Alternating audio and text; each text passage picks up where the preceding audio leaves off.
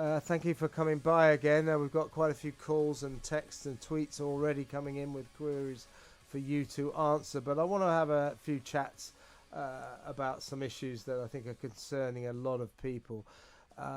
Basically, the inexorable march of mandatory vaccination by law. Now, we know it's already happened in Austria. Germany's edging towards it. You can see that. Italy, possibly. But what we're worried about is here. Yeah.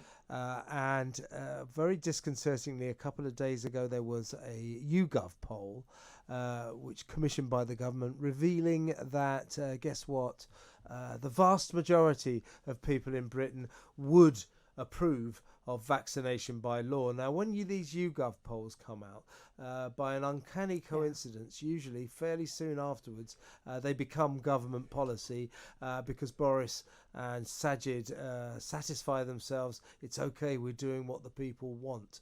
I'm just thinking that the signs are, and then today the World Health Organization officially announced that European countries should consider mandatory vaccine by law. So what I'm saying is the music is getting louder, and things that we never thought would happen in this country in the past have happened due to COVID.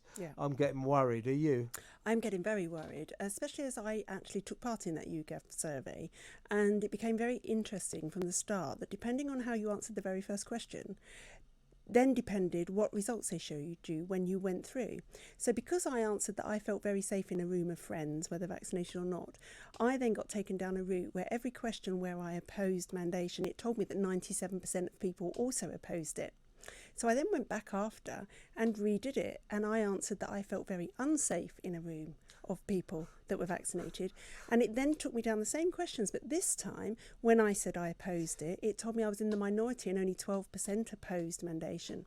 So there were two arms to that poll, and they definitely split people out by how they answered the first question. So I would say to listeners out there, do not believe that YouGov poll for 1 second. And my friend Majid Nawaz has actually done a whole thread on this, pulling it apart, and I took screenshots of every single screen because I knew something was going on. See, Dr. Ros Jones was on this show last night saying exactly the same thing. I put the same question to her, and she said, "Oh, I actually took part in that." And she said exactly what you said. I mean, the basic broad brushstroke of why you should always worry about polls that the government are behind is this. What they'll do is they'll get the pollsters to go up to people and say, in order to prevent millions of deaths, would you support this? So people go, oh yeah, to prevent millions of deaths. In other words, the questions are leading. So I think also what's worrying about it is that the fact that they actually did have two arms to this poll means they wanted a certain answer. And if they want a certain answer, I would say that you're absolutely right. It's an indication of where the government want things to go.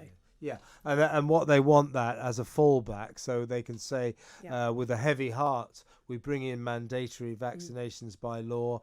We really didn't want to do this, but we are bolstered by the fact that a recent poll has revealed that the vast majority of people in Britain want this.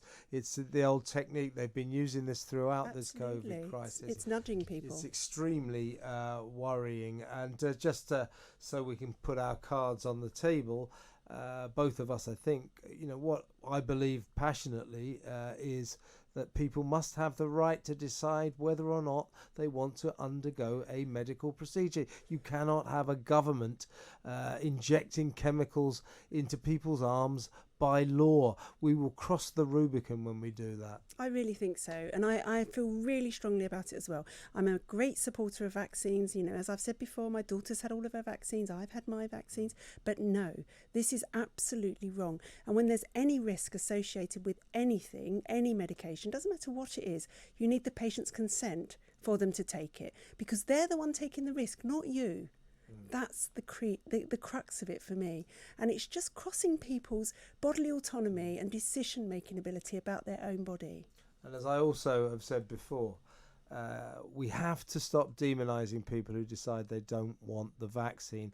We have to stop this assumption that the decision to have the vaccine is superior to the decision not to have the vaccine. 100%. So on my way over here tonight in the car, I spoke to one of my friends who runs a small business, and she actually said to me, we've got an outbreak of COVID. Is that me? That's all right, carry on. We've got an outbreak of COVID in our office. Nearly everyone has COVID and everybody is vaccinated. So the point here is it's not stopping people from catching COVID. It may be stopping people from dying, which is great. That's absolutely great. But how can you mandate something that A, doesn't actually stop people catching it and passing it on, and then say as part of that mandation we're going to give you a vaccine passport? Because it means nothing. All of these people are walking around with their little card saying I'm double vaxxed or triple vaxxed, and it means nothing. They could have COVID. Yeah. And in terms of vaccinating children, we know that 12-year-olds are already being vaccinated. They're now going to double vaccinate 16 and 17-year-olds. Paediatrician Dr Ros Jones was saying last night that she can't for the life of her understand why that is the case. Why she said it was dubious that they were jabbed once, but twice. She can't understand it. But we now understand that the NHS is being told to prepare for vaccinating kids as young as 5. I mean, it's relentless, isn't it? It is relentless. And we said this, didn't we, weeks ago, that this would happen. So today the European Medicines Agency approved vaccines for 5-year-olds and above, and they will go down to babies. They're trialling it in babies. And I think this is probably, I hope, going to push parents to the point where they say no. This is my child, this is not happening. Because it's down to the parents. The government should not be getting involved in what parents do for their children. Children do not get sick, really rarely, from COVID, but they do get other things from the vaccine. And, I know they also get myocarditis from COVID itself sometimes, but we wouldn't have injected it into their arm. We need to actually stop.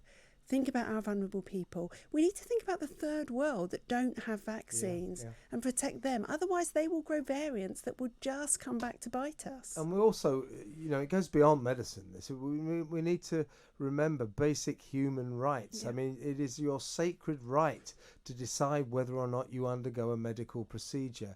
The idea that not so far away from here in Austria, of all places, where perhaps history should have taught them a lesson, that this is already happening by law. You must have an injection.